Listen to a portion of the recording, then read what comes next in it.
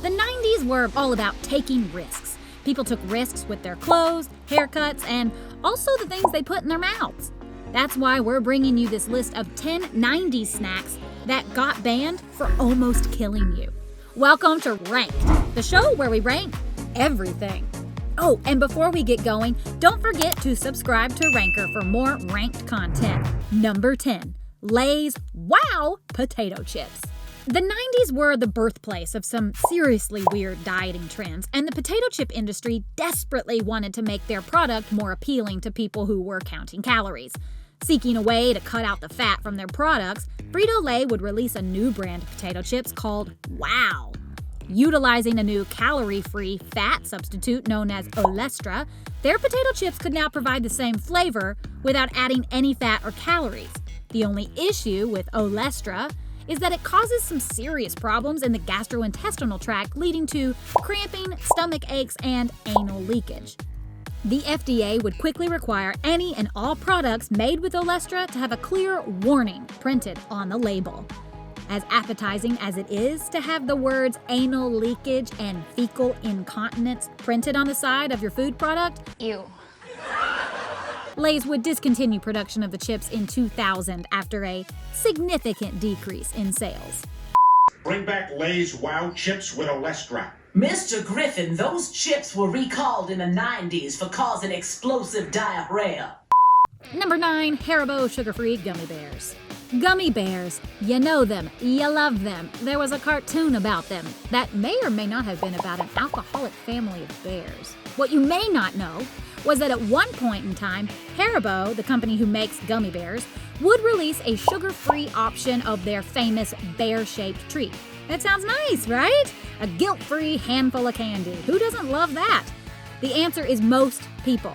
Instead of sugar, these candies were sweetened with a sugar alcohol called xylitol, which is also a really effective laxative. It's coming out of me like lava!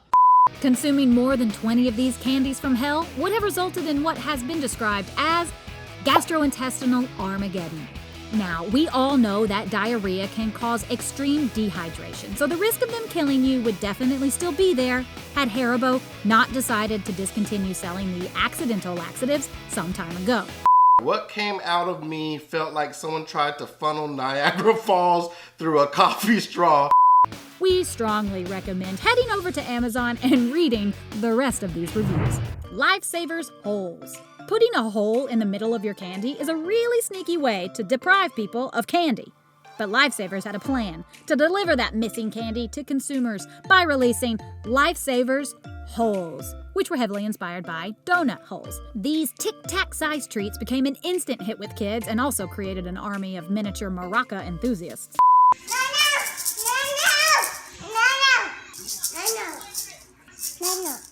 This candy was discontinued when it was discovered that the packaging presented a pretty severe choking hazard.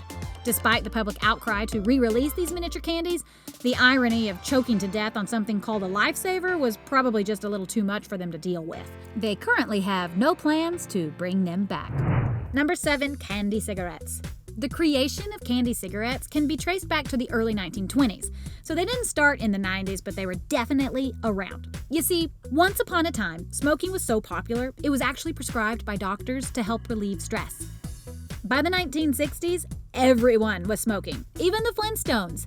And cigarette manufacturers would attempt to use candy companies to reach an untapped market of potential smokers, children. Utilizing predatory marketing tactics, cigarette companies would market bubblegum cigarettes to children by supplying candy manufacturers with branded packaging that would even go as far as coating the confections in powdered sugar so that children could simulate smoking by blowing clouds of sugary particles into the air. So, can candy cigarettes kill you? Yeah, they can. In a study done by University of Rochester, they found that out of 25,000 people, adults who had consumed candy cigarettes as children were twice as likely to become smokers as adults. So it is safe to say that using candy cigarettes in your adolescent years can lead you to asking Santa for a tracheotomy and an oxygen tank for Christmas in your late 20s. While you can still find candy cigarettes in some stores, they have been banned from 25 countries, most schools, North Dakota, Tennessee, and St. Paul, Minnesota. Number 6, toxic waste, nuclear sludge sour cherry chew. Now this snack was released in the early 2000s, but we're going to call that time period 90s adjacent. Sour candy is something many children enjoy torturing themselves with, and candy companies like to push the limit by exploring how much lip-puckering, jaw-stinging punishment their consumers can endure. Enter in the deadly taffy chew, ironically named Toxic Waste. This ultra-sour taffy bar would live up to its name when it was revealed that the candy was actually, well, toxic. The taffy contained more than twice the legal amount of lead based on the FDA guidelines at the time. Now, as fun as lead poisoning sounds, it's not something that needs to be actively experienced, and the candy was discontinued in 2011 before anyone was seriously harmed. Number 5, the Lazy Larry.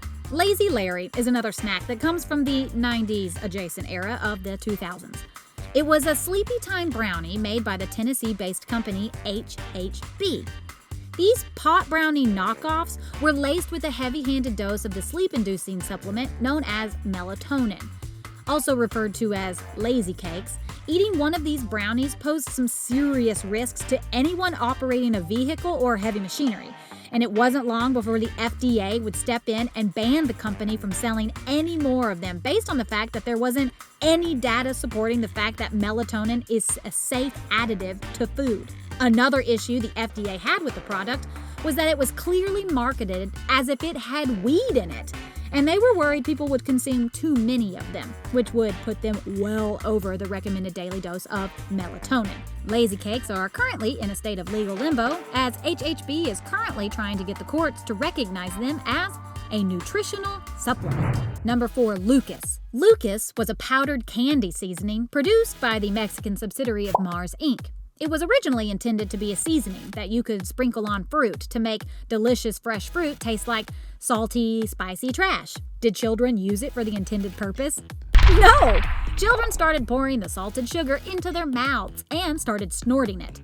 If children reenacting scenes from The Wolf of Wall Street with fruit seasoning doesn't seem dangerous enough, well, you should know that the candy was also recalled for having high levels of lead. It was eventually discontinued in 2007. Number 3, Kinder Eggs. Italian chocolatier Kinder would endanger the lives of children across the globe with the release of their Kinder Surprise Eggs. These chocolate eggs weren't filled with cream, nougat, or fudge. They were actually filled with a plastic shell containing an extremely consumable toy, roughly the size of a child's esophagus. Aside from their clear and present choking hazard, the eggs were swiftly banned in the United States due to the Federal Food, Drug, and Cosmetic Act. While the candy is still legal in Canada and Mexico, smuggling them into the United States can lead to some pretty hefty fines. In Seattle, in 2012, 2 men were caught with 6 Kinder Surprise eggs, and they were subject to a reported $2,500 per egg. Number 2, Nestle Magic Ball. What do you do when you see a competing candy company making money off of a potential choking hazard? You copy them entirely. At least that's what Nestle did when they released the Nestle Magic Ball. To avoid infringing on Kinder's current stranglehold on the deadly chocolate egg market, they would form their killer candy into the shape of a ball and stick a Disney toy inside it. The product was discontinued around the same time as the Kinder Surprise Egg, but would later emerge as the Nestle Wonder Ball, replacing the deadly toy inside with a chalky, inedible candy for children to choke on instead. The candy is still currently in production, and you can pick one up at your local Walmart. Number 1, Tamarindboli lollipops. For the top spot on this list, we're traveling south of the border. Mexico is known for having some really unique candies and blending sweet and savory flavors in many of their confections. However, none of Mexico's sweet salty treats have been considered quite as dangerous as the infamous Tamarindboli lollipops. California health officials would issue a public health warning and placed an embargo on these lollipops for having an insanely high concentration of lead in the wrapper. The wrapper for the lollipop contained an astonishing lead concentration of 21,000 parts per million. And to put that in perspective, the maximum legal lead concentration in food is 400 parts per million. So the lollipop wrapper is 52.5 times the legal limit. 3 children were hospitalized with lead poisoning, and the candy disappeared from the shelves. So there you have it, 10 90s snacks that got banned for almost killing you. Did we miss anything? Do you have any stories about snacks that almost killed you? Let us know in the comments section below. And don't forget to check back for more ranked content.